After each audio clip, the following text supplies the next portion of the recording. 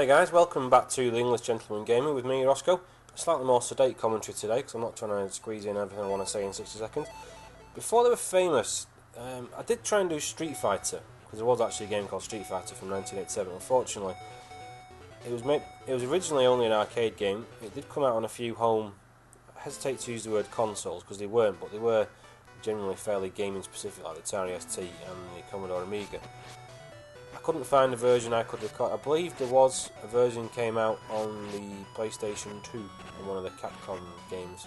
So this is the, I hesitate to use the word crappiest, but this is the most rudimentary version of Street Fighter 2 that I could find. This is Street Fighter 2 on the Game Boy from 1995. Actually quite a long time. I think the original Street Fighter 2 came out in 92. So actually a bit into the whole Street Fighter 2 thing. Obviously the Game Boy is limited.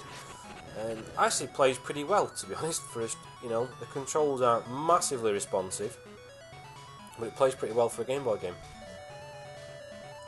Street Fighter originally didn't actually, set the world on fire. It was only really Street Fighter 2 Championship Edition, I think, was the one that came next, and then Street Fighter 2 Turbo were the ones that spring to my mind.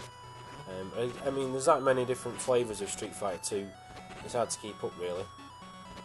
I remember being, a teenager, maybe a bit earlier than that, buying Games Master magazine, seeing the first blurry shots of, home console versions of what was a kick-ass game in the arcades. It blew from a very humble original game, Street Fighter. Street Fighter 2 kind of took the world by storm and hasn't really looked back since, to be honest. I mean, a lot of games have copied it in a way that, before Street Fighter 2, I'm struggling to think of any fighting games, which were quite rudimentary anyway, where you would have things like special moves. Like Chun-Li has that that fucking super fast foot kick thing, I forget what it's called. She has the upside down spinning bird kick, and they've all got special moves, so that you can throw fireballs and stuff. And that just added a nice little twist to it all.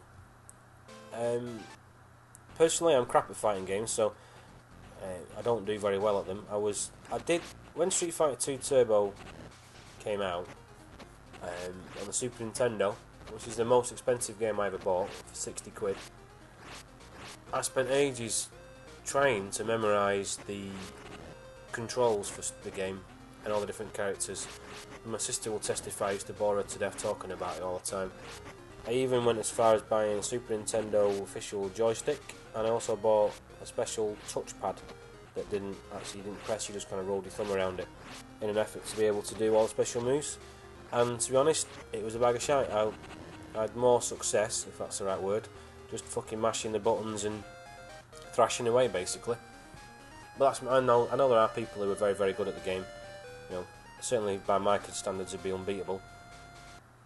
Capcom have done really well, I think. To take basically a 2D game. They've gone into collaboration with the Marvel series. They've gone into collaboration with Namco, which when I was growing up, you never would have thought the people who made Street Fighter would ever get into bed with the people who made Tekken.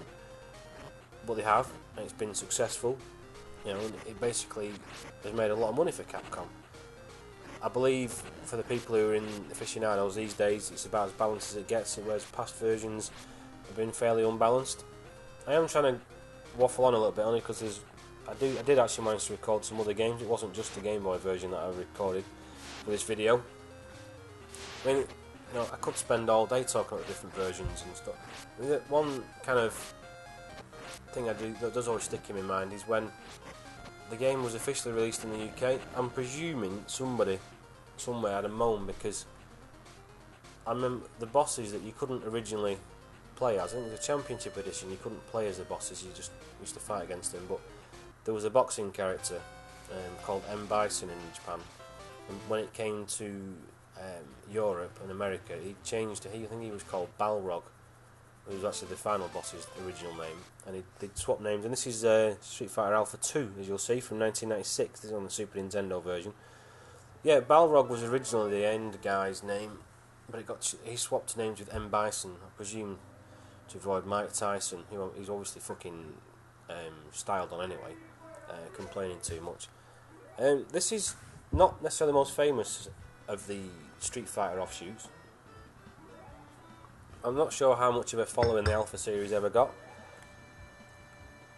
I certainly hadn't played it before today, actually. I'd heard of it, and I think I'd seen screenshots and stuff, but I'd never been that bothered to play it, to tell you the truth.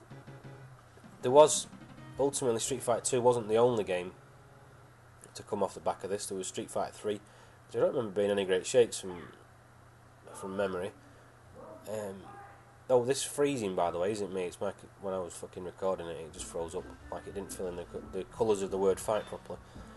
Street Fighter 4 was one that did kind of stick in my mind a bit, because I'm pretty sure that one was actually fairly successful.